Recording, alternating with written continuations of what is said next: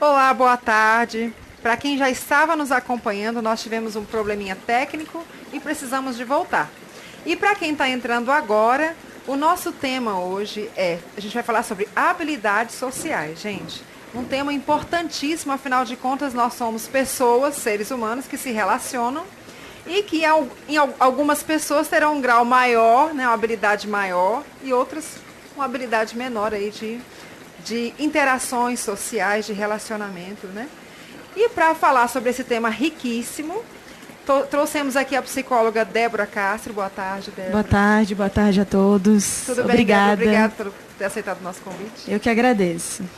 Pessoal, hoje nós trouxemos 2 violonistas. Eles já deram uma palhinha aqui pra gente, uma delícia, maravilhoso. Fred Melo e Jorge Delmiro. Boa tarde, meninas. Tudo bem?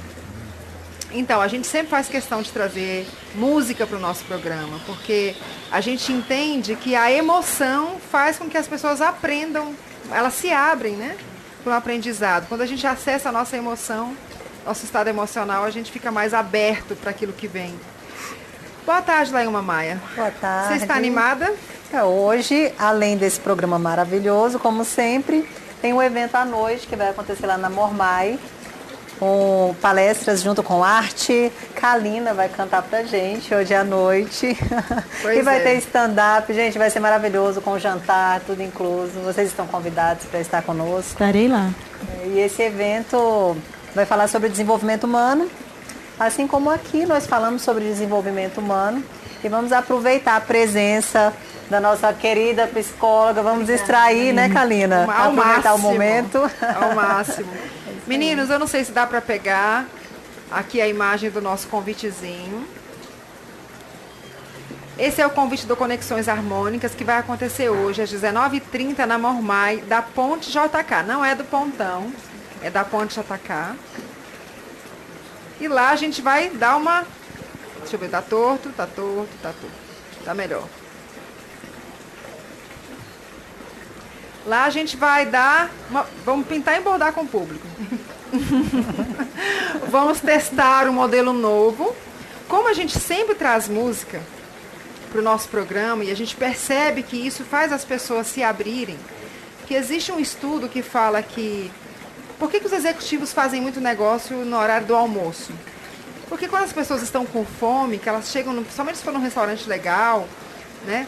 Tem aquela comida cheirosa e tal, as pessoas se abrem, quebram muitas barreiras, elas se abrem mais para uma conversa, para uma negociação. A mesma forma é o aprendizado. Se a gente for parar para lembrar dos nossos professores, a gente se lembra daqueles que nos marcaram pelo bom ou pelo ruim. Né? Aqueles que foram muito bacanas, muito legais, que trouxeram uma emoção positiva, e aqueles que foram muito durões com a gente, que a gente não esquece nunca mais. E normalmente quando a gente linka um conteúdo a um processo emocional, dificilmente as pessoas se esquecem depois. Então, o objetivo do Conexões Harmônicas é realmente linkar aí arte, stand-up comedy, conhecimento na mente das pessoas, e vamos ver no que vai dar. Eu vou inovar, né, para variar. Eu e a Lailma, a gente faz umas coisas meio loucas, assim, a gente se joga e fala, ai meu Deus do céu, e agora, como é que vai ser? Corre e pega o chapéu. Corre, pega o chapéu. Joga, como é que é? Joga o chapéu? E tem que correr para pegar o chapéu. Pois é. Nós jogamos o chapéu. Agora, se vai ser bom, se vai ser ruim, as pessoas têm que estar lá e depois nos dizer, nos dar feedback, né? Se não, ruim não vai ser não, vai ser bom. Vai ser muito bom. E a proposta é bem diferenciada, né? Porque a gente vai falar de conteúdos, as palestras, pelo que eu vi, conteúdos muito relevantes e de uma maneira leve, descontraída, né? Então, favorecendo exatamente conexões harmônicas, né? Então, o modelo é legal porque ele vem a somar com o que vocês estão propondo enquanto conteúdo. Então, achei bem legal. E, Débora, me fala uma coisa. Para uma pessoa ter uma conexão harmônica com as pessoas, ela precisa de ter habilidade social e, afinal de contas, o que é ter habilidade social? Muito bom. Eu quero agradecer o convite. Nós que agradecemos. Os meninos não tocaram, né? Eles tocaram da primeira vez, mas não, gente, vamos repetir. Débora, daqui a pouco, segura aí. Daqui a pouquinho você responde. Vamos, é melhor. Meninos. Tudo bem, então, agora.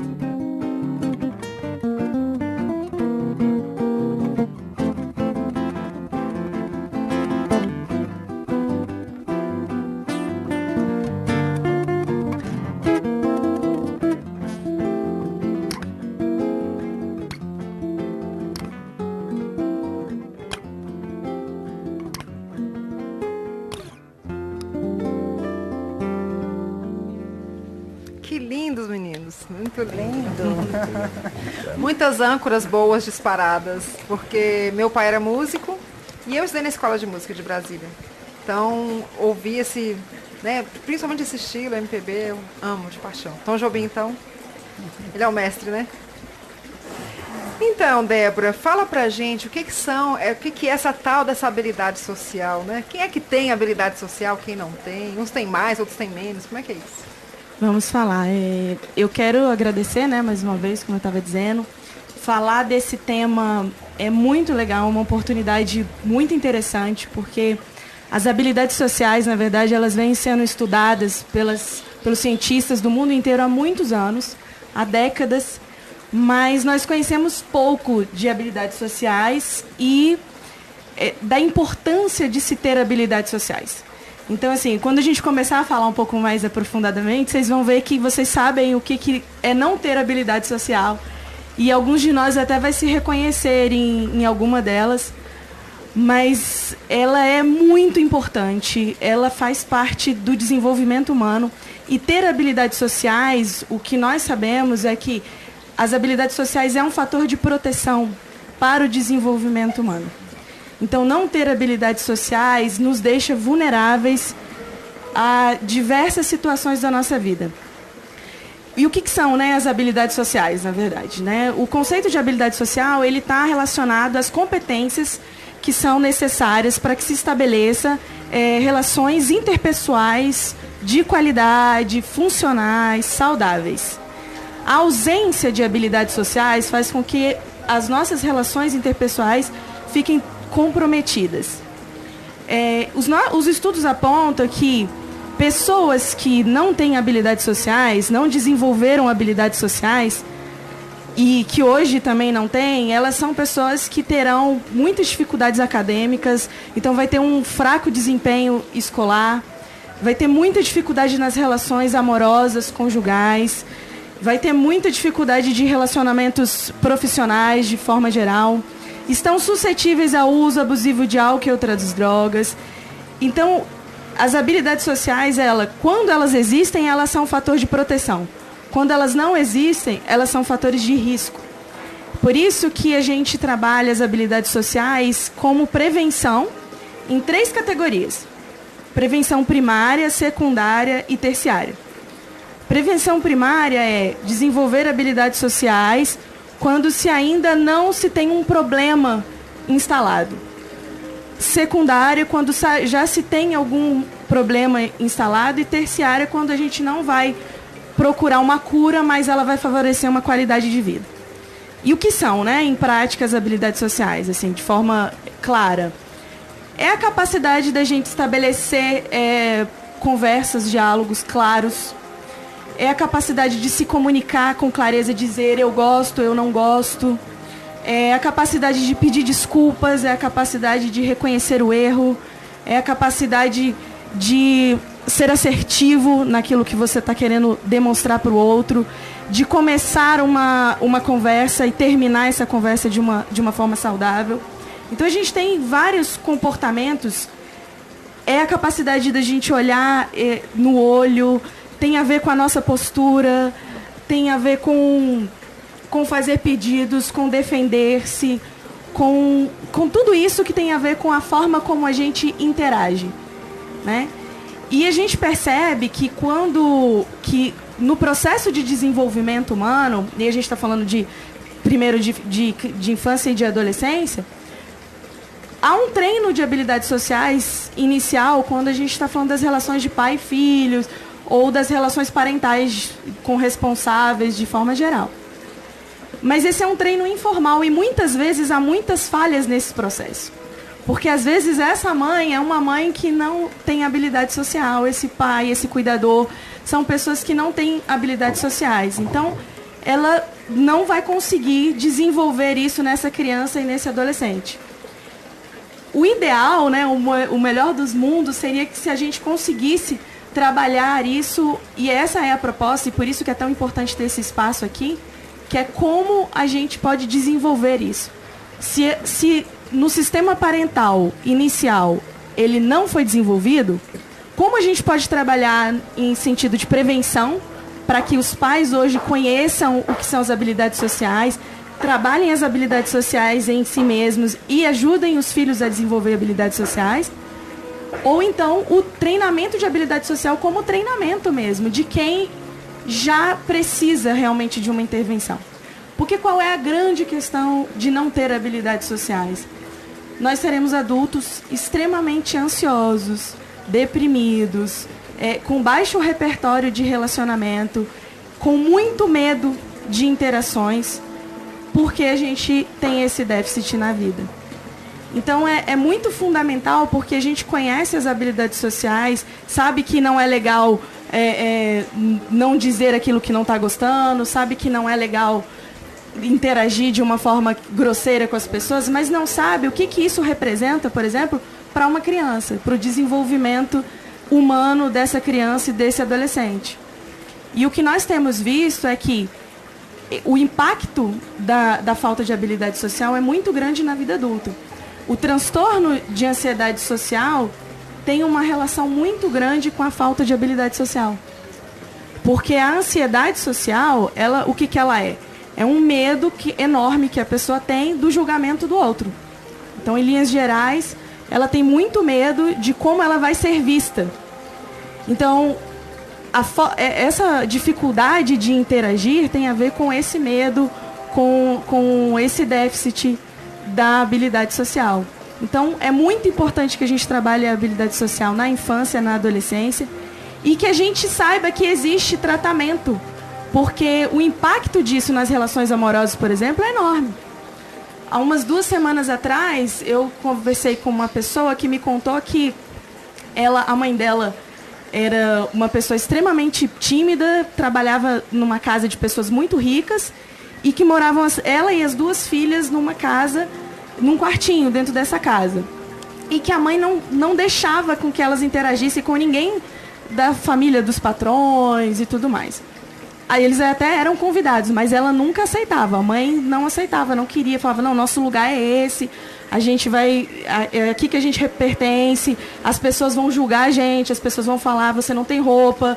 O que você vai dizer? Você não tem estudo e tal. Então ela cresceu com isso muito forte. E ela estava me contando que todas as vezes que o filho dela... que tem visita na casa dela e que o filho dela está na sala, ela chama o filho para o quarto. Porque ela também... Ela está passando, né, por um tratamento, um treino de habilidade social. Por quê? Ela também quer incluí-lo nesse sistema, de que ela tem medo de que as pessoas julguem ela, julguem o filho dela, julguem a vida dela. Então, ela se esconde, se retrai, evita contato de todas as formas. Então, a gente tem um impacto muito grande. Não é só, eu não sei falar ou demonstrar isso ou aquilo. Isso tudo sendo gerado em conjunto pode criar questões crônicas, complicadas de serem tratadas, né? Então, hoje a gente tem muitas pessoas dentro do consultório que estão sendo tratadas com treino de habilidades sociais para tratar a ansiedade social, mas a gente pode trabalhar isso no campo da prevenção, o que é muito mais fantástico, né? Nas escolas, nos nossos contextos parentais, na comunidade de uma forma geral, porque a gente diminui um pouco dessa Agora, você falou que a inabilidade social, por exemplo, no adolescente, impacta no aprendizado dele. Qual é a relação que existe? Então, você imagina um adolescente que tem medo de se expor, que tem medo de falar o que pensa, que tem medo de ser notado, que tem medo de ser julgado. O que ele vai fazer? Ele se retrai. Uhum. Então, ele vai ter uma complicação no relacionamento dele na escola e ele vai ter uma relação com o mundo muito mais fechada, porque a tendência dele é de se fechar. Uhum. Né? E também porque o desempenho acadêmico tem muito a ver também com autoestima, com vontade de desenvolver, com projeto e tudo mais. Quando isso tudo está afetado, o rendimento escolar vai cair. E também o quanto que ele internaliza, né, de coisas positivas a respeito de si mesmo. Então, você me imagina, essa pessoa que eu estava dando um exemplo, ela tem uma vergonha enorme de quem ela é. E quanto mais vergonha ela sente, mais medo ela tem, mais paralisada ela fica. Então, ela tem um aumento de toda a fisiologia dela, fica extremamente ansiosa e coração dispara, sudorese, mão suada, sensação de que vai desmaiar. Você imagina se ela é uma professora, por exemplo, e no caso ela é realmente uma professora. O que ela não sofre? E como é que é para essa criança também ter esse tipo de exposição? O quanto que essa criança, por exemplo, diz na sala de aula, esse adolescente diz na sala de aula, eu não entendi. Professor, eu não concordo, eu tenho uma outra opinião. Jamais, né? Nunca. Isso faz parte da aprendizagem. Ele não vai dizer, ele não vai falar. Ele vai ficar retraído. E aí ele é um alvo do bullying, por exemplo. Sim. Ele é mais um alvo do bullying, porque por não ter habilidade social, ele fica sendo mais esquisito, ele fica sendo mais retraído, ele vai se fechando. E aí ele não consegue se defender. Não é? Porque uma das habilidades sociais não é se defender, não é dizer não gostei, não é dizer eu vou reclamar disso que você está fazendo comigo. Ele não tem. Então ele está cada vez mais fechado, mais embotado. E na aprendizagem, ele é a pessoa que não se expõe, ele vai apresentar um trabalho, ele vai querer morrer, ele vai faltar a aula. Qualquer coisa que ele tiver que ser alvo de ser visto por alguém, ele vai se sentir quase que uma sensação de desmaio. Então, Débora, é muito interessante o que você colocou, porque como você colocou no início, a gente vai se identificar com algumas falas suas, mesmo os que se acham, né, que têm habilidade social. Você poderia fortalecer isso pra gente, assim, quais as características de uma pessoa que quer ampliar, né, sua habilidade social, quais as características essa pessoa tem? Você falou algumas coisas muito interessantes. Por exemplo, a pessoa se posicionar, falar sua opinião, independente da opinião do grupo, por exemplo, né? Está na sala de aula, existe uma tendência de que as pessoas tenham um senso comum e pensem iguais. Mas de vez em quando tem um que pensa muito diferente. E ter a capacidade de falar, peraí, eu não penso bem assim, né? E contra o grupo é uma loucura, né? Assim, tem que ter uma autoestima muito fortalecida, a pessoa tem que se sentir muito bem para ter coragem de fazer isso, né? Isso seria um dos aspectos. E o que mais que você colocou pra gente? Então, isso é um treino, né? A gente está falando de duas coisas. Uma é desenvolver a habilidade social na criança e no adolescente como prevenção para que ele não seja um adulto que tenha dificuldades crônicas nos seus relacionamentos, na sua vida profissional, no seu desempenho acadêmico, na sua socialização de forma geral. Tá. Então a gente tem esse ponto. Para nós, digamos assim, que nos identificamos com algumas dessas habilidades sociais que precisam ser desenvolvidas, a gente tem o treino de habilidades sociais. Isso é um tratamento. Isso a gente pratica, isso a gente vai fazendo mesmo. E como seria esse treino? Então, a gente tem um protocolo de tratamento hoje que é em torno de 12 semanas e que nesse tratamento existem algumas ênfases incluídas, né? A gente trabalha muito com a terapia cognitivo-comportamental, com o treino de habilidades sociais, porque aí a gente está falando de uma coisa maior, né? Se a gente estiver falando da ansiedade social.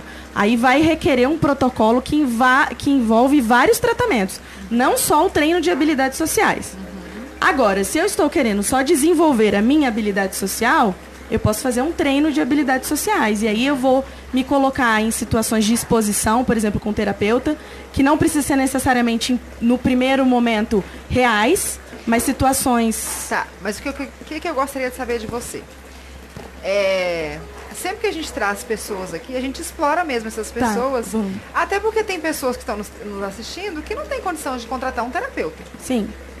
Então, se eu quero me fortalecer, né, nesse aspecto de aumentar a minha capacidade, né, de habilidade social, o que eu posso fazer? Independente da terapia, que é fantástica e que em alguns casos não tem como, né, fugir dela, não tem como fugir, mas se eu quero simplesmente ampliar minha capacidade, se eu já me acho uma pessoa com certa habilidade, e se eu quero ampliar isso, o que eu devo fazer? O que eu devo observar em mim? Tá, eu acho que uma ferramenta importante que poderia ser dada é o que a gente chama de psicoeducação cognitiva. O que a gente pensa tem uma correlação com o que a gente sente e com o nosso comportamento, certo? Então você imagina que eu preciso chegar em você é uma professora minha, por exemplo, ou meu chefe, alguém assim, e eu preciso falar com você sobre alguma coisa que para mim é preocupante, é tenso, enfim. E eu tenho uma dificuldade muito grande de me relacionar com autoridades, com pessoas que estão num cargo maior do que eu ou numa posição maior do que eu. Dispara um monte de coisas em mim, inclusive os meus pensamentos. Que pensamentos que disparam? De que você pode dizer não, de que o que ele vai pensar de você, de que... Como é que você vai... né? Enfim. Aí você começa a antecipar vários pensamentos a respeito disso. Você começa a ficar, então, extremamente ansiosa, angustiada, aflita, porque você já previu o que vai acontecer. E o seu comportamento muitas vezes, não ir fazer aquilo que você ia fazer. Como é que a gente interfere nesse ciclo? Que aí é o que cada um de nós pode fazer, né? Que você está perguntando. É questionar. Questionar esse pensamento que vem automático. Porque esse pensamento, ele não vem sozinho. Ele vem com uma crença que eu tenho de que eu posso ser mal vista, de que eu vou receber um não, de que não se fala com pessoas com autoridade. Vão me julgar, vão me criticar. Vão me julgar, vão me criticar e tudo mais. O que a gente faz para interferir nesse ciclo é questionar. Falei assim, primeiro, ele é uma pessoa, ok? Não é um leão, nem vai arrancar seu braço. Não, uma leão pessoa. é ótimo. É uma pessoa. Outra, no não eu já estou mesmo. Eu tenho o direito de tentar. O sim. O sim. Eu não estou indo me expor ridículo, eu pensei sobre isso que eu estou fazendo. E se for também, eu tenho o direito de tentar. Sim. E eu vou lá e vou fazer. Quando você começa a interferir nisso e questionar os seus pensamentos que você tem como verdadeiros, de que aquilo vai acontecer, você já começa a interferir nesse comportamento ansioso. Legal. E isso serve para, por exemplo, para a depressão, que são os pensamentos negativos de que nada vai dar certo, de que tudo na minha vida é ruim. Quando você pensa isso, sua emoção qual é? Sim. Totalmente triste, embotada, e você vai ficar extremamente chateado, e o seu comportamento é não querer levantar de onde você está. Só te cortando um pouquinho, Débora, eu achei muito legal essa ênfase que você trouxe, porque eu fico me perguntando se só somos nós, povos latinos, que temos esse comportamento. Porque quando a gente pensa em fazer algo, a gente sempre primeiro pensa no ruim.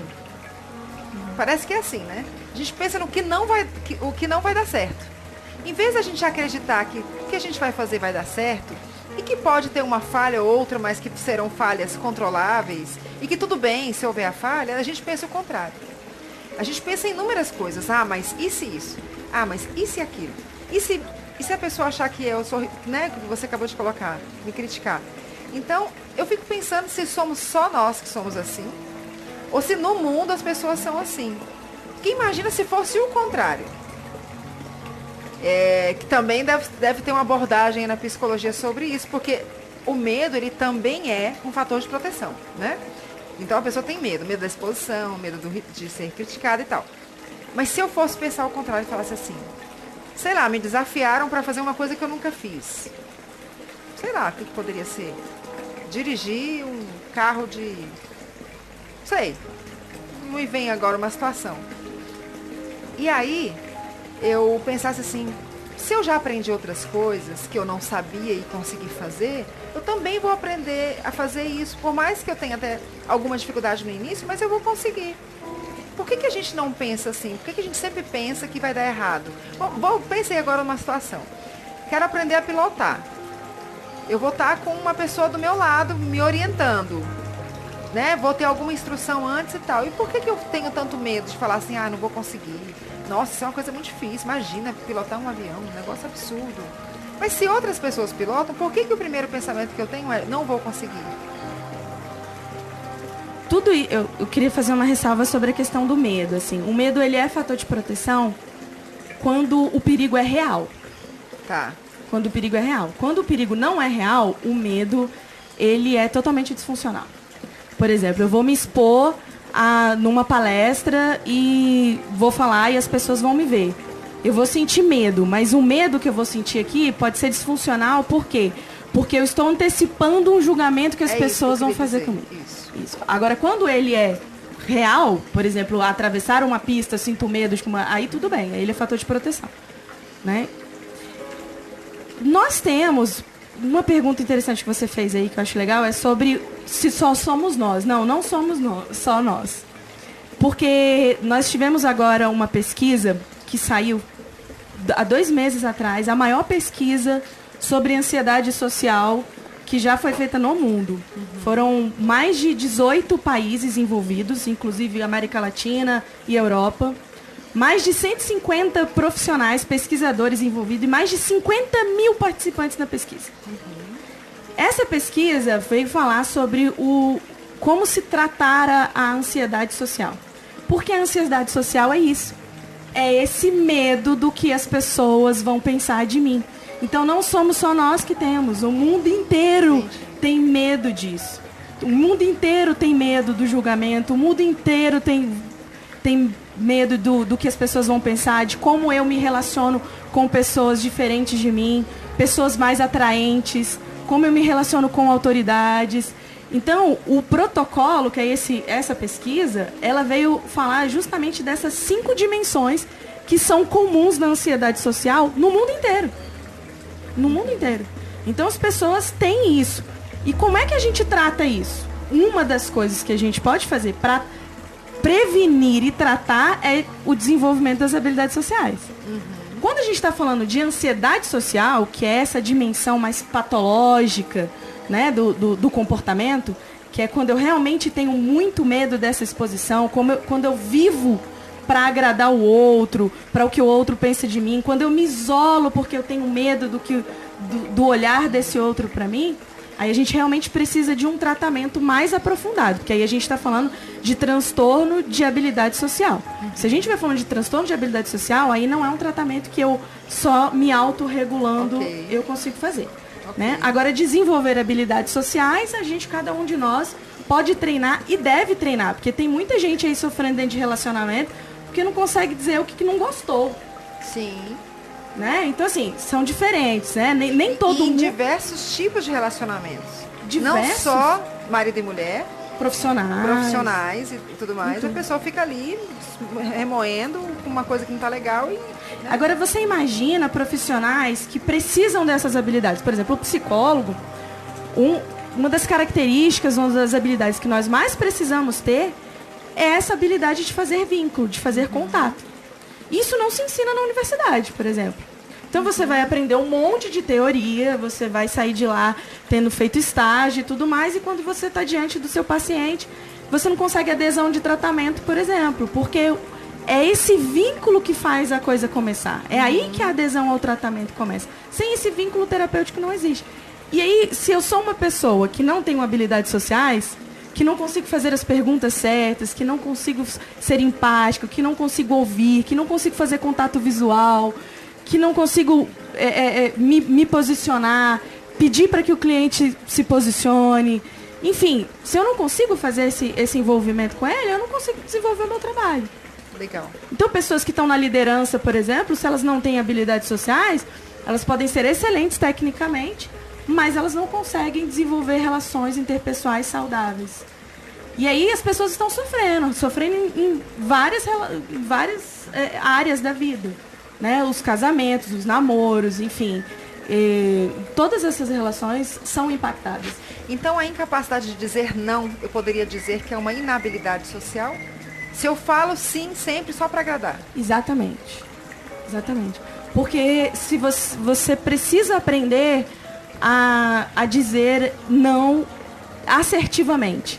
Né? Tem muita gente que adora dizer assim, eu sou sincera, eu falo na cara, eu sou comigo, né? E como se isso fosse uma habilidade. Não é uma habilidade. Porque quando eu me comunico e eu não consigo dizer exatamente o que eu estou querendo e o outro é ofendido, isso não é uma habilidade de comunicação. Sim. Quando eu, por exemplo, não consigo pedir desculpa, não estou me comunicando. Sim. Quando eu não consigo pedir ajuda, eu não estou me comunicando. Então, isso tudo vai refletir e vai impactar em todas as áreas da minha vida. E se isso, e aí eu gosto muito de frisar essa questão da prevenção.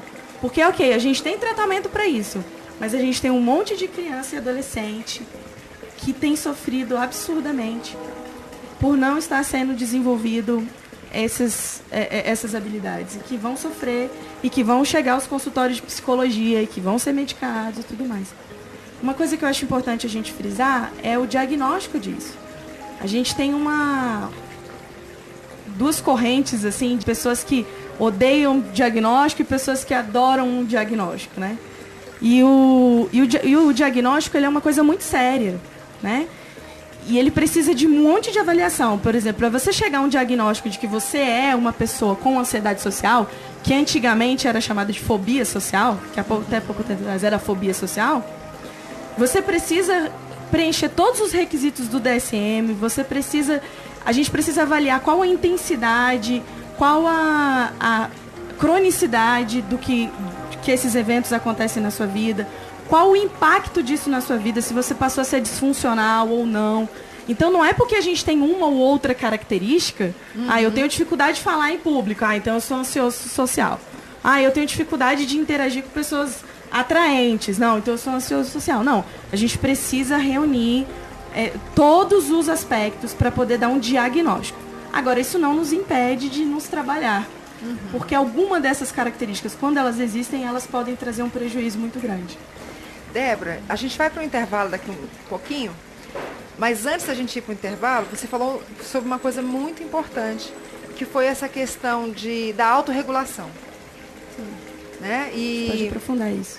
E a Laíma coach, eu quero que ela traga o contraponto, eu vou jogar um pouquinho de fogo agora na fogueira, de gasolina na fogueira. Essa questão da autorregulação. As pessoas, elas têm níveis e níveis, como você está colocando, de ansiedade social, de alguns distúrbios, algumas dificuldades. E eu vejo que alguns coaches, né, vêm colocando algumas teorias e algumas situações como se elas fossem uma receita de bolo.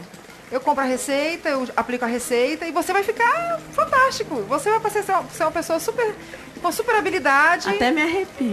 E se você não conseguiu, é porque você não quis. É porque você não se esforçou o suficiente. É porque você não fez o que tinha que ser feito. A gente já ouviu isso inúmeras vezes, mas foi só para jogar a lenha na fogueira. A gente vai para o intervalo e daqui a pouquinho a gente volta.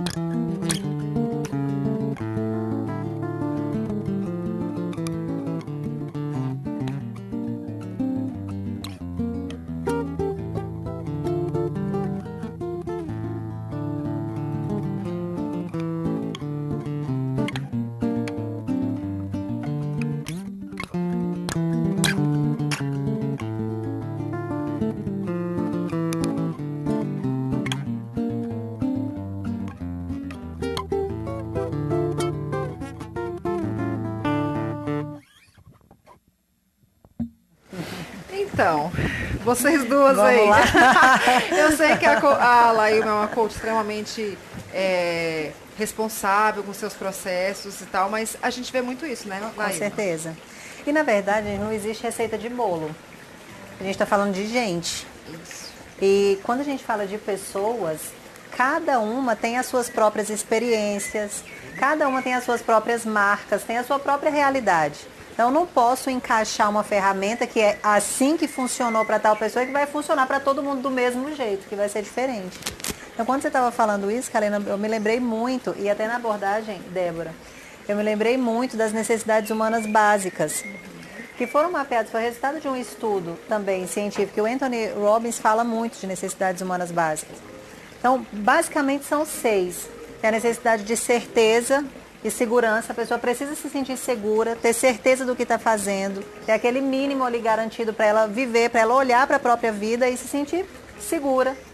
Mesmo que não está do jeito que ela gostaria, mas ela tem um mínimo de segurança. A necessidade de variar, que é essa necessidade de descoberta, de olhar para tudo e falar, nossa, eu ainda posso mais. Nossa, a minha vida ainda tem mais, eu ainda posso descobrir mais coisas. Isso gera curiosidade, gera essa ansiedade, mas no bom sentido, né? A ansiedade de falar, nossa, mover, minha vida, né? Pode ser diferente, eu posso mudar, pode ser diferente.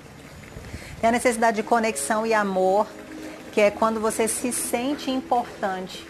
E não é só relacionamento amoroso, não é só família, é no meio que você convive, onde você está, você se sentir importante, sentir que tem conexão com as pessoas, que existe afeto, que existe carinho. Tem a necessidade de significância, que é de você olhar para o que você faz e ver propósito. E ver que isso é relevante, que isso é importante, que isso te faz bem. E por isso você faz o que faz, né? Além disso, a necessidade de crescimento, que é olhar para a própria vida, olhar para você. E mesmo que você não tenha aumento salarial, talvez você não trocou de carro, seu patrimônio não aumentou, talvez você não conquistou os bens materiais que você gostaria, ou as formações, as certificações que você gostaria, mas você olha para si mesmo e vê que você está melhor hoje. Está melhor hoje do que ontem, está melhor esse ano do que o ano passado, né? E você vê esse crescimento. E além disso, que a última necessidade é de contribuição. É de você sentir que você pode ajudar, que você pode ser fonte, que você pode ser recurso para outras pessoas. E não necessariamente é um trabalho social, não necessariamente você tem uma estrutura para ajudar. Talvez você ajude uma ou outra pessoa, mas isso te faz bem, porque você se sente seguro e sente que você é fonte para levar isso para as pessoas. Então, quando você estava falando, Débora, da inabilidade, né, que é essa dificuldade que as pessoas têm no relacionamento, que vem desde a infância, que não é desenvolvido, que não é treinado. E a pessoa acaba desenvolvendo outras dificuldades na vida adulta, dificuldades de relacionamento, dificuldades no trabalho. Eu vejo muito que quando a gente não tem um equilíbrio nas nossas necessidades humanas, a gente não consegue fazer nenhum tipo de vínculo, de relacionamento e nem relações saudáveis. Porque ou a gente tenta tampar um buraco, ou a gente se esconde, ou a gente transfere a responsabilidade para outra pessoa, para eliminar a dor, ou buscar um prazer, para substituir aquela falta que está ali dentro. Então, eu vejo muito isso, que cada pessoa tem uma realidade diferente, então não tem essa, faz o que tem que ser feito e acaba e resolve o problema. Tá, e o que tem que ser feito? Porque se fosse fácil assim, todo mundo fazia, Né? E, assim, fico muito feliz com a sua fala, porque eu não tenho nada contra coaching. Eu acho que é uma ferramenta muito interessante, que pode ser agregada ao desenvolvimento da pessoa humana, enfim. Eu não tenho... Porque quando os psicólogos falam, parece que a gente não gostamos de coach, ou os coaches estão querendo ser pseudo-psicólogos. Não é bem isso, mas é porque um dos pressupostos para se vender, às vezes, o coach, aí eu não estou falando de todos os coaches, mas é a preocupação que a gente tem com a autoajuda. Porque a base, às vezes, que é o que a Kalina falou, de que as pessoas vão ser todas enquadradas numa mesma receita. Qual receita? 10 passos para o sucesso. Um exemplo clássico dos 10 passos para o sucesso. Então, se você fizer 10 passos para ser feliz. 10 passos para ser feliz. 8 passos para ter uma vida bem sucedida. Deixa eu te contar um pouquinho. Esses dias eu tive o cabimento de receber lá acho que não foi no Facebook. Assista uma aula gratuita e reconheça o seu propósito de vida. Eu vou assistir uma aula e vou achar meu propósito de vida. Nossa, deve ter varinha mágica, né? Tipo, vai. E aí a pessoa lê aquele negócio e fala, se eu seguir os 10 passos, então vai dar certo. Aí ela segue os 10 passos para ser feliz, os 5 passos para o sucesso, os 20 passos para ser a pessoa bem-sucedida, os 8 para ser um milionário até os 30 anos. E não acontece. E aí gera uma frustração absurda. Porque, na verdade, existe uma parte do nosso desenvolvimento, do nosso desempenho, que tem a ver conosco. Mas a gente precisa ter um pensamento sistêmico. A gente não é só indivíduo. Existe uma fisiologia atuando. Então, você pode estar falando para a pessoa deprimida, ler 10 passos para o sucesso. Ela vai ler 20 vezes, se ela conseguir. E ela não consegue se levantar nem para lavar a louça. E aí ela lê e ela vai ficando mal. Isso vai retroalimentando que ela não presta, que nada vai dar certo. Que ela não dá conta. Que ela não dá conta. Então, é um tipo de coisa que, para mim, é perversa. Sabe, assim, que oprime as pessoas, porque vai partir do princípio de que para todo mundo vai dar certo. Não é verdade. E, às vezes, o coach, ele é vendido assim. Você faça que, se você tiver um coach, que se você seguir todos os passos, vai acontecer. Então, assim, como ferramenta, eu acho maravilhoso. Mas nada disso tem que ser o nosso eixo de vida. Porque pode ser que não aconteça. Porque a vida é muito mais dinâmica. A vida tem coisas que a gente planeja, a vida tem coisas que a gente anseia, que a gente se prepara, mas a vida também tem uma dimensão que não é controlada. E a gente tem que aprender a gostar da falta de controle um pouco sobre a própria vida, porque isso gera uma ansiedade absurda. A gente está falando de ansiedade social aqui, mas existem dentro dos transtornos de ansiedade várias ansiedades. E a coisa que a gente mais recebe, por exemplo, dentro do consultório, dos grupos e das pessoas que a gente tem contato buscando o tratamento, não é nem pessoas com aquelas patologias clássicas, mas são pessoas extremamente ansiosas pela vida, pelas dimensões da vida, porque querem dar uma resposta para a vida, aí busquem tudo que puder para dar uma resposta na vida, inclusive a autoajuda. E aí a resposta não vem, e ela fica muito angustiada. E aí é um monte de gente falando para ela, mas se você estivesse fazendo assim, dava certo. Só que não está olhando para o biológico dessa pessoa, não está olhando para o sistema familiar. Não, se a gente não tiver um olhar sistêmico, a gente vai isolar as pessoas e dizer, a culpa é toda sua, você só não é porque você não quer. Não é verdade. Eu tô aqui, vou falar olhando para a câmera agora. Não é verdade. Isso é extremamente opressor. Existem várias nuances na nossa existência que a gente precisa olhar com carinho, com amor, andar com mais humildade também diante da vida e com mais tranquilidade, sem se comparar. A comparação hoje tem sido uma das coisas piores. Gente, sai do Snapchat, para de seguir a Pugliese. Porque assim. Meu Deus. A Pugliese, você não sabe? Não. É uma blogueira. Porque aí você fica nessa onda de ficar absorvido pela vitrine que o mundo te oferece. Que é o Facebook, que é o Instagram, que é o Snap, que é a blogueira, que é a bolsa da fulana, que é o concurso do outro. E você não olha para o seu próprio eixo. E é do seu eixo que você tem que partir. Se você não quer ser doente, adoecido, ter uma emoção adoecida, você tem que partir do seu próprio eixo. A história da Kalina é uma, a sua é outra. Aí se eu olho para você e vejo, nossa, você já fez tanta coisa na sua vida, mas quais foram os seus caminhos? E qual foi o meu? Sim. Às vezes eu falo pro pessoal, eu falo, gente, tem gente que abre trilha e tem gente que só passa pela trilha. Sim. E só passar não quer dizer que é menos, mas é menos dificuldade, é menos tempo. Aqui tem que abrir, que vai lá, não sei o que, ela vai demorar mais. Não é que é nem mais valoroso, nem menos valoroso, mas é diferente. Sim. E se você não aceitar esse diferente, você vai ficar o tempo inteiro se comparando, morrendo de angústia, querendo dar respostas para a vida que tem a ver com a vida das outras pessoas e extremamente adoecido.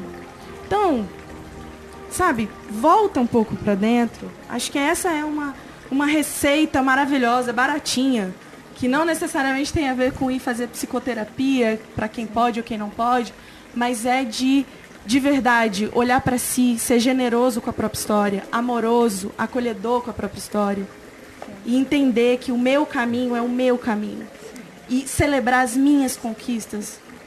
Despacito. Despacito.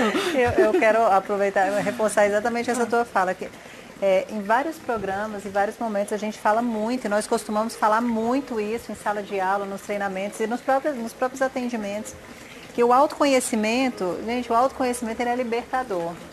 Porque nós somos criaturas criadas de maneira perfeita. E a programação neurolinguística fala disso, né? Se nós já temos todos os recursos.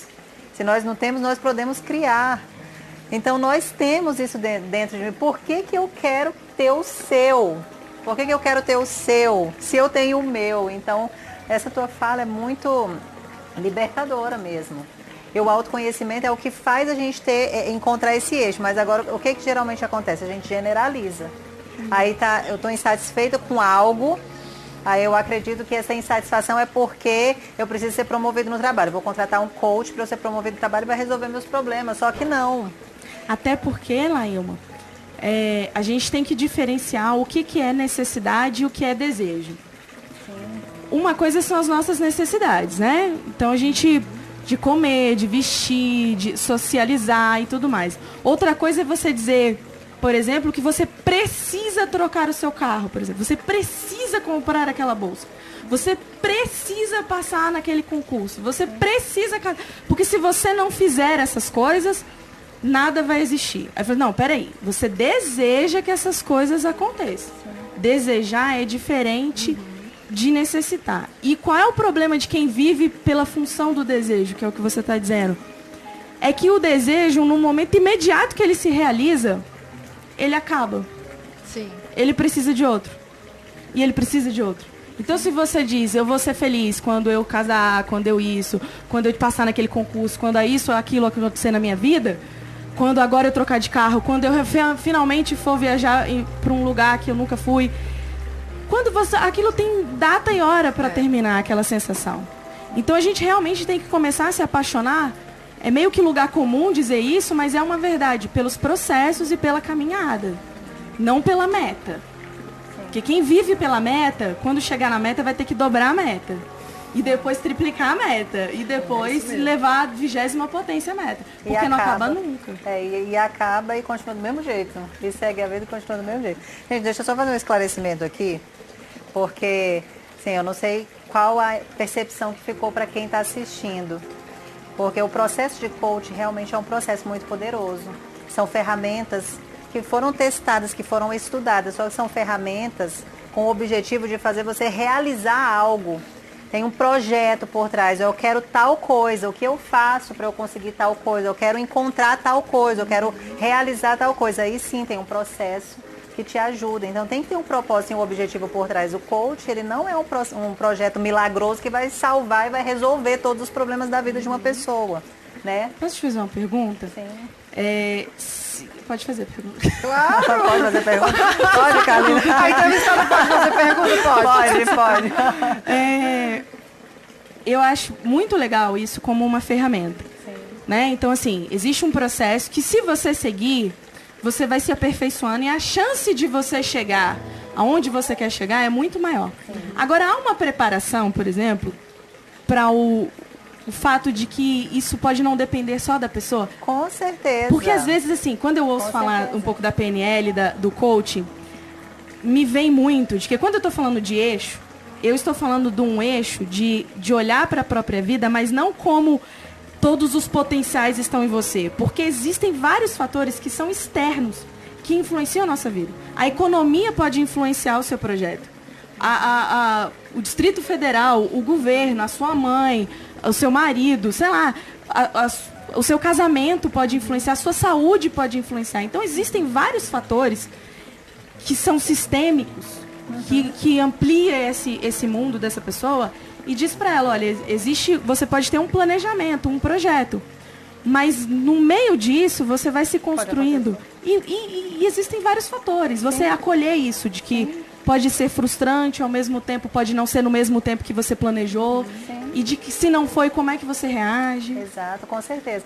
Olha, eu já atendi pessoas, nós atendemos uma pessoa que durante 6 meses ela se transformou. Porque aquela pessoa tinha uma condição de vida, a realidade dela, o momento emocional que ela estava vivendo foi favorável para que esse projeto aconteça. Outras pessoas não aconteceu uma transformação desse jeito, mas aconteceu uma transformação. Sim. Então a gente também não pode deixar de celebrar ou deixar de dizer que eu conquistei um projeto porque não foi exatamente do jeito que eu queria, porque ele aconteceu. Então, aprender a medir também e a valorizar mesmo as pequenas conquistas. Isso né?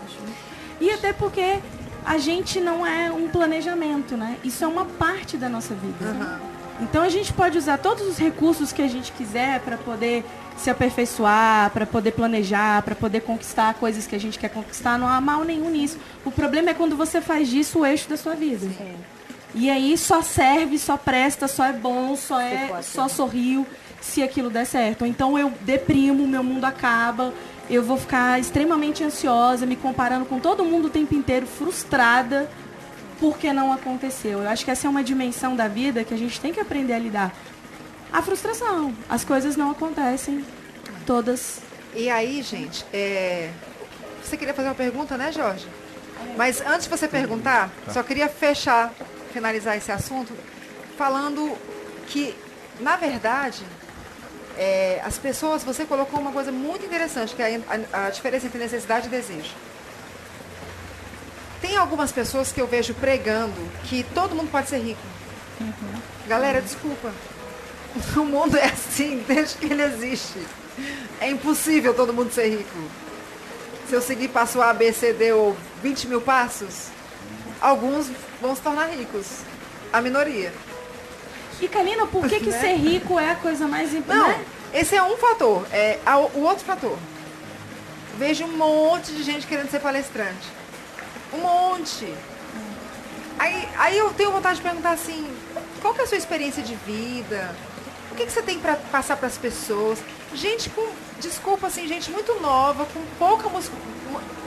pouca vivência, sabe, assim, poxa, essa pessoa vai passar o quê? Até ser coach mesmo. Ela vai passar o quê para outra pessoa? Querendo ou não, você ficou muito tempo estudando, você tem uma quilometragem rodada, né? Eu tenho. Não é tão alta quanto a minha, mas tem. Eu tenho um pouco mais de quilômetros que você, Débora. Então, assim, a vida também, essa questão das experiências que a gente vive, a gente tem condição de, às vezes, orientar uma pessoa que está passando algo que você já viveu. Agora, alguém que não viveu nada disso, vai orientar o quê? E uma coisa é você falar disso na área do conselho, né? Isso. Tô aqui, falar Ilma, tô falando, faz isso, faz aquilo. Outra coisa é eu criar um curso de 8 mil reais ou um best-seller, dizer todo mundo leia, todo mundo faça isso que vai dar certo para todo mundo. E aquela coisa de, pessoa, eu vim de igreja, e eu cantava no louvor da igreja, e algumas pessoas queriam ser cantoras. Cara, a pessoa era desafinada. Aí paga $2 milhões em aula de canto e continua desafinada. Sabe, assim, eu estudei quando eu fiz o UNB, eu peguei as minhas matérias do módulo livre, joguei pra música, fazia canto coral. Os meninos que estão aqui, não sei se eles vão concordar com o que eu tô falando. Mas eu vi musicistas maravilhosas que não afinavam. Eu nem sabia que isso existia. A pessoa tocar um instrumento maravilhosamente bem, mas quando ela cantava, era um pânico e terror. A voz não afinava. Então, assim, todo mundo vai ser cantor? Não, gente, porque vai ser chato se todo mundo for cantor. Precisa do instrumentista, precisa do ator, precisa da dançarina. Da dançarina, do cozinheiro, precisa de um monte de coisas. Então, Mas é porque existe também, Kalina, uma relação de valor sobre se eu sou o cantor é mais importante do que o instrumentista, que é mais importante do que a pessoa que não sei o quê. Então essa relação que a gente tem social de valores e de julgamento de quem é mais, quem é menos, é extremamente opressora para o próprio indivíduo. Porque se você se enxerga assim, enxerga o mundo dessa forma, você vai estar se comparando o tempo inteiro. Então se para mim, gente linda, só serve se for loira e de olho azul 1,80 m, eu vou ficar mal. Você tá fora, né, Débora? Coitada de nós. Coitada de nós. Então, existe uma dimensão de acolhimento e de amor que é muito importante nisso daí, pra gente não cair nesse erro de achar que só vai ser bom se for daquele jeito, só vai ser bom se eu só sou validada se eu tiver esse carro, essa roupa, esse emprego, esse negócio. A gente fala disso, parece que é bonitinho, né? Mas isso está adoecendo as pessoas absurdamente. Então é um cuidado mesmo que você precisa ter e começar a rever. Reveja suas crenças, reveja seus conceitos sobre o que é sucesso, sobre o que é vida boa, sobre o que é fracasso, o que é felicidade. A gente precisa revisitar esses conceitos e verificar se o que eu estou acreditando que é, tomando como verdade, se é realmente o que realmente me faz bem, o que faz bem para o outro e para as pessoas que estão na minha volta. E você falou em ser generoso consigo mesmo. Quando a gente sai dessa loucura e a gente passa a olhar pra gente, cara, a gente tem tantos talentos incríveis. Exatamente. E que o mundo está perdendo porque a gente está tão preocupado em ser o outro. Isso. Que tem um monte de coisa para aflorar aqui que a pessoa não se percebeu ainda e está desperdiçando. E assim, servir é um talento. Não é todo mundo que tem vocação para o serviço. Uhum. E quando a pessoa, por exemplo, estou dando um exemplo, então, quando a pessoa para olhar para dentro de si, poxa, quantas coisas incríveis ela pode descobrir. E sem essa noia, sem essa paranoia toda. Porque vai gerando um processo de adoecimento. Ele tinha uma pergunta? A pergunta sobre a questão da ansiedade, você falou a questão da fobia. Tem pessoas que têm... Precisa do microfone? Então tem pessoas que têm muitas fobias e precisam externar os sentimentos, né? Aprender a conviver socialmente. E tem um caso contrário que você citou no bloco passado. Tem pessoas que já falam demais no meio do que vão falar e aí às vezes acaba causando um transtorno também porque fere o espaço do outro, né? Como é que seria uma ansiedade, qual o nome que seria e o tratamento é parecido com a pessoa que precisa externar? Então, essa é uma inabilidade social. Que precisa ser desenvolvida, né? Vou voltar um pouquinho rapidinho só pra gente falar da ansiedade, porque a gente tá falando de ansiedade social, que é a antiga fobia social, que todo mundo, a maioria das pessoas já tinha ouvido falar, que é o fóbico social, né? O clássico, que hoje a gente chama de ansiedade social. Dentro dos transtornos de ansiedade, existe a ansiedade social, que é essa do medo da interação, porque tem medo do julgamento da outra pessoa, e existem vários outros tipos de ansiedade. A ansiedade generalizada, a ansiedade de desempenho, enfim, várias outras. O que você está trazendo pode ser que essa pessoa, ela tenha uma falta de habilidade social, ela não consegue se comunicar. Ela acha que se comunicar, falar pro outro é isso, eu falo na hora que eu quero, na sua cara, que eu falo na cara mesmo, como se isso fosse uma habilidade. Muito. Eu falo muito. Eu tinha listado aqui quais são algumas das habilidades sociais e que eu vou falar, e aí o que é importante disso, assim, a Kalina tinha até falado comigo, como é que a gente dá uma dica para as pessoas trabalharem isso? Como prevenção, eu vou dizer o seguinte: se você é mãe, pai, cuidador de uma criança, de uma adolescente, se você desenvolver isso em casa ou trabalhar isso em casa, como, por exemplo, como você inicia e mantém conversas com o seu filho, com o seu marido em casa, com você, enfim, tô usando marido e esposa aqui, tá parecendo muito fechado, mas só para exemplificar mesmo. Mas como é que esses diálogos são estabelecidos em casa, né? Como é que vocês pedem ajuda? Seu filho pede a sua ajuda, você pede ajuda das pessoas, você pede ajuda pro seu marido, você pede ajuda para seu amigo, você pede ajuda pro seu pai, para sua mãe, você consegue reconhecer quando você precisa? Se você não consegue, então é preciso treinar isso. Como é que faz? Começa talvez a se expor. Verifica se o seu medo de pedir ajuda vai ser encarado como você é fraco, porque esse é o pensamento. Não, se eu pedir ajuda, talvez as pessoas achem que eu não sou suficientemente forte, preparada, que eu sou fraca. Será? Quando alguém te pede ajuda, você olha pra ela e fala, nossa, que pessoa fraca que me pediu ajuda? Então, às vezes, se você não questiona, você toma como uma verdade. Então, a minha dica aí seria, questione, né? É um jeito de desenvolver. Você sabe fazer perguntas, sabe pedir, por favor? Não sei. Tudo eu mando, tudo é do jeito que eu quero. Tem que desenvolver isso. Como é que faz? Treina, começa a pedir, fala, por favor. Sabe, existe uma habilidade social que precisa ser muito desenvolvida, por exemplo, que é a leitura do ambiente. Tem gente que não tem menor leitura de ambiente, que é extremamente invasivo com o outro, que fala numa hora inapropriada, que, né? Claro que as habilidades sociais, elas têm que obedecer, serem vistas dentro de um contexto, de uma cultura. No Brasil, até dentro do Brasil isso tem que ser revisto, porque o que é uma habilidade social em Minas pode não ser no Sul.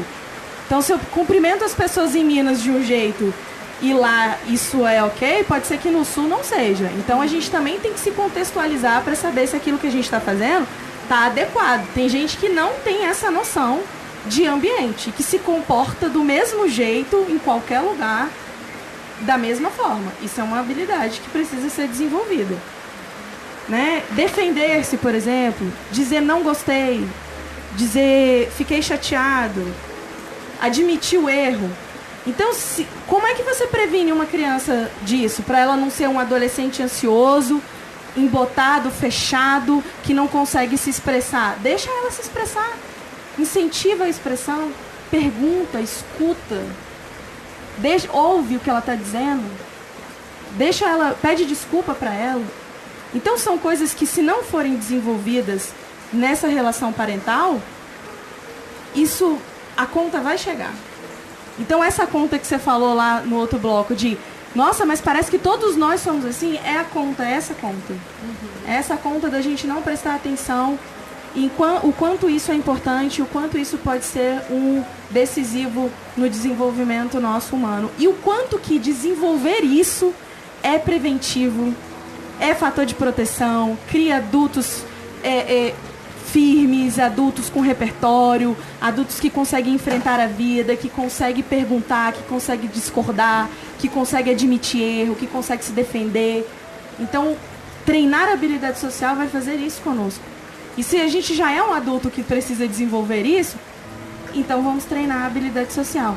Existe uma série de material na internet sobre treino de habilidade social, no YouTube.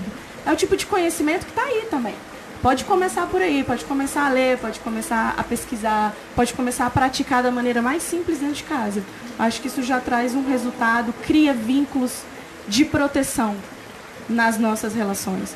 E aí a gente tem relações mais saudáveis, inclusive na escola, na adolescência e na vida adulta. Né? A gente não vai oprimir a pessoa que está do nosso lado, o nosso parceiro, o nosso companheiro, a nossa companheira, seja quem for, por conta de uma inabilidade que a gente não desenvolveu, que a gente pode treinar. Tá aí, tem solução, tem como fazer.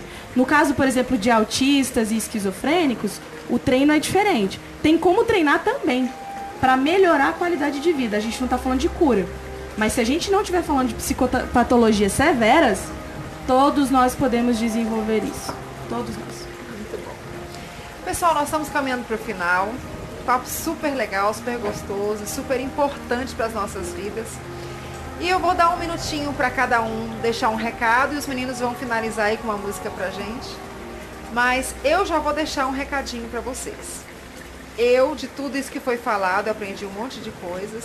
Mas eu vou guardar uma coisa pra mim. Porque se começar treinando uma, né, Débora? Já tá muito bom. Já tá muito bom, né? Porque depois passa pra outra. Não vai dar pra fazer tudo de uma vez, né? Mas eu vou aprender a perguntar mais. Né? Porque às vezes a gente deduz. Deduz o que o outro pensa, deduz o que tá acontecendo. A gente não pergunta. Então eu vou pegar pra mim hoje à tarde, Débora, que eu vou passar a perguntar mais. Ok? Laílma Maia. Gente, eu acho que sempre fica, né, o porquê das suas escolhas. Acho que a gente precisa prestar um pouco mais atenção em nós. Sabe? Tem coisas que ninguém vai responder por nós. Tem coisas que a pessoa pode até dar uma sugestão. Acho que você poderia fazer isso, eu acho que você poderia fazer aquilo, mas ninguém sabe o que está aqui dentro. Então tem coisas que nós mesmos precisamos responder. Qual o porquê? Encontre o seu motivo, talvez daí pode ser o início de qualquer treino. Bom, eu quero agradecer, eu acho que foi um treino de habilidade social que eu fiz hoje. Nunca falei ao vivo, em canal nenhum, enfim. E de estar aqui é uma exposição, a gente está falando de um assunto que tem muita pesquisa, muita gente muito apropriada, muito mais apropriada do que eu, de tanta pesquisa que tem. Mas eu me desafiei também a vir aqui me expor, porque isso é treino de habilidade social, tá vendo? Prática. Eu vim aqui, me expor, estou fazendo algo que às vezes pode parecer aversivo, né? Você ser perguntada, você ter que dar uma resposta ali na hora. Então é uma oportunidade pessoal para mim de treinar isso, de vir aqui me expor e aprender com essa exposição. A gente não perde nada fazendo isso. Mesmo que a gente olhe e fale, nossa, poderia ter sido melhor isso, aquilo, poderia ter dito aquilo. A gente sempre vai pensar assim. Mas aí a gente faz um enfrentamento, né? Que o mais importante não é o resultado. O mais importante é tentar. Então, mais importante do que se foi perfeito ou não foi perfeito, é eu fui lá e fiz. E isso é imprescindível para a gente conseguir abrir caminhos na vida. Débora, tem uma ferramenta na PNL que se chama TODS. Eu acho tão legal porque ela nos acalma nessas situações. O que ele fala? Exatamente isso. Testa, opera. Você vai ter um resultado. Não é que foi um resultado errado, mas ainda não é o que você esperava. Testa de novo e entra a operação de novo. Testa e entra a operação. Até você chegar no resultado que você gostaria. Que aí você testa e dá saída. Então, a PNL pregou que não existe o erro, não existe o errado. Existe você não ter alcançado ainda o resultado que você gostaria. E só tem um jeito, gente. E eu falo isso sempre nos nossos treinamentos. Nós não estamos numa Matrix, não tem um negócio que eles põem assim na nossa cabeça, um aplicativo, né, igual é lá, e agora eu vou virar Kung Fu e tal. Não tem isso. A gente só aprende errando. A gente só aprende fazendo. Né, o chá da administração, né? Conhecimento, habilidade e atitude. Não adianta eu ler um monte de livro, saber tudo tecnicamente, se eu não entro em ação para ter a habilidade. A habilidade só vem da gente fazer. Né? E a atitude de fazer. De fazer o que a Débora estava dizendo aqui, que ela me perguntou várias vezes, ai, Karina, como é que vai ser lá? E eu ainda ponho o nosso nuca de bico ainda. Né?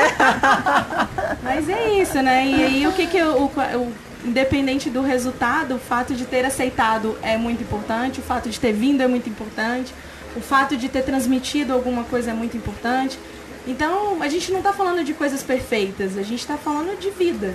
E a vida tem várias dimensões, e a vida é isso, é tentar, acertar. E quando eu caio? Gente, levanta, só isso. Simples assim, né? Só levanta e segue, por favor. Não fica ali retroalimentando. Ai, meu Deus, eu caí. Ai, isso aí. Levanta e vai. Obrigada mesmo. Deixa eu falar mais uma coisinha só, porque por causa do que você falou. Outra coisa que a gente fala em treinamento, né?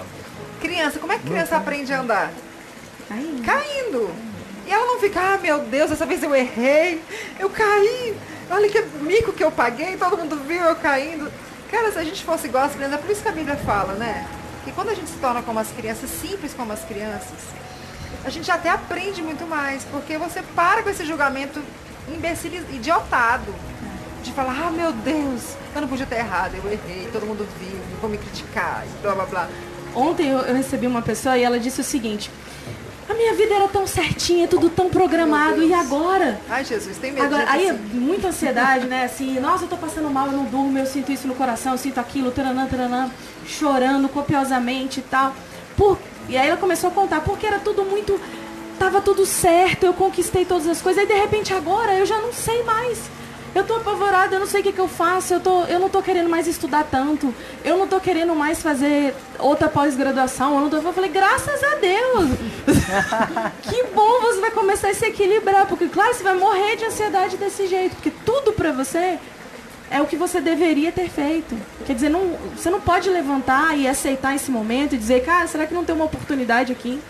Será que não tem algo importante pra eu aprender quando eu saio do controle? Quando a gente sai do controle, o que é que a gente aprende quando as coisas não estão controladas? Né? E aceita essa falta de controle, não é pra ser irresponsável. É porque às vezes é isso que acontece com a gente fica fora de controle, as coisas saem do controle, o filho sai, tudo sai. E como? Né? E aí essa hora que... E às vezes eu falo até pros filhos, assim, tem uns pais que ficam muito apavorados quando os filhos começam a... E aí eu falo, ainda bem, se não é saudável. ele é saudável, porque se ele fica aí dentro desse seu sistema a vida inteira, você vai criar um adulto fragilizado, dependente, enfraquecido. Um vento leva esse menino. E aí quando ele fizer 40 anos, você fala, pelo amor de Deus, você vai sair de casa, embora. Não. Você criou a pessoa na redoma lá, não pode isso, não pode aquilo, não faz isso, não faz aquilo, não se aventura, não... Aí chega uma hora... E o que a gente faz com a preocupação? Ah, mas eu me preocupo. Eu falei, então faz uma coisa assistida. Que nem quando uma criança tá brincando, que você deixa ela brincar, mas você não fica ali pegando ela, você fica olhando. De longe. De longe. Deixa ela caminhar. Assiste. Não é pra você largar, não é pra você virar as costas, não é pra abandonar. Mas faz de uma maneira assistida. Que seus olhos estejam ali, que ela sabe, porque é importante pra ela saber que tá sendo assistida. Legal. Mas essa dimensão do eu assistir pra eu pegar é diferente. E eu pegar, eu tiro uma habilidade maravilhosa desse ser humano. Então, quando eu faço assistida, eu dou várias informações. Eu tô aqui, você tem pra onde correr, eu te amo, eu tô te amparando.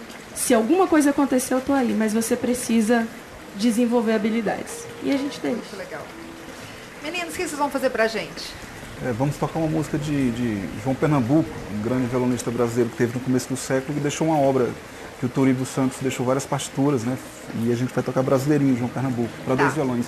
Não é o Brasileirinho de Valdir Azevedo, é João Pernambuco, violonista. Antes de vocês tocarem, agradecer a Débora. Foi fantástico, Débora, o bate-papo. Não é, Laíma? Foi maravilhoso. Agradecer a presença dos meninos, gente. Nós muito agradecemos obrigada. também o espaço e a tarde. A conversa foi muito fortalecedora para vários aspectos, né? Que legal. Aprender em 1h30 o que você aprende em 5 anos de conteúdo. É porque teve um aspecto também que se usa muito na música, a questão do eixo, você descobrir o que você quer, porque é muito difícil. A pessoa quer, eu quero ser músico, mas eu vou ser o quê como músico? Exatamente. Você pode ser professor, pode ser artista, pode acompanhar uma banda, você pode ser produtor musical. Então, às vezes as pessoas não se encontram, entendeu? É uma coisa muito... Acho que todas as profissões têm isso. Né? Exatamente. Então, eu sempre falo assim, se você não sabe onde está, você não sabe para onde vai, né? Então tem que saber onde é que está, procurar o eixo, que é uma coisa muito difícil, às vezes leva uma existência toda, mas a tarde foi muito gratificante, as palavras. Que legal, muito bom. Podem, então, terminar pra gente, finalizar essa tarde maravilhosa.